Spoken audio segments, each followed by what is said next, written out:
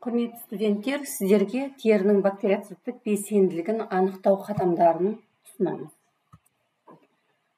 Терінің бактериоциттік белсенділігін анықтаудың мақсаты терідегі тер бездері, май бездерінің бөлетін ферменттерінің теріге түсетін әртүрлі кездейсоқ микроорганизмдерді бактериоцитті бейтараптау қабілеттілігін анықтауға негізделген. Ол үшін біз теріге алдыменен эшерихи колидің 5 көбейтілген 10-ның 4 дәрежесіндей қоспасы, тәуліктік қоспасы дайындалынған дақылды терінің қар бөліміне, яғни білек бөліміне жағамыз. Жаққаннан кейін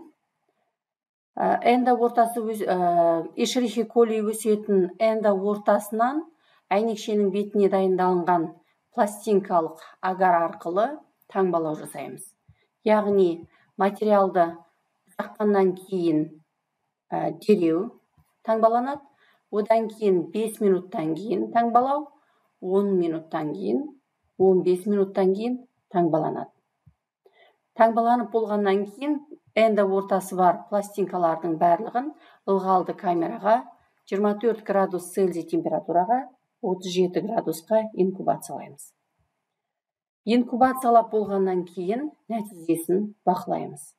Энда ортасы бар пластинкаларды алып келіп, пластинкалардың бетінде өскен металлға жылтыр эшерихи колидің колонияларын санау арқылы және де сіздердің сол жақтарыңызда көрсетілгендей бактериоциттік индекстің формуласына қою арқылы есептеп шығаруға болады.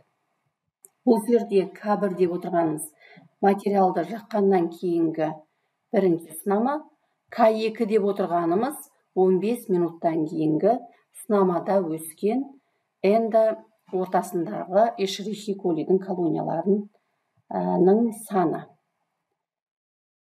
Формулаға қойып, бактериоциттік индексті анықтап шығасыздар. Назарларыңызға рахмет.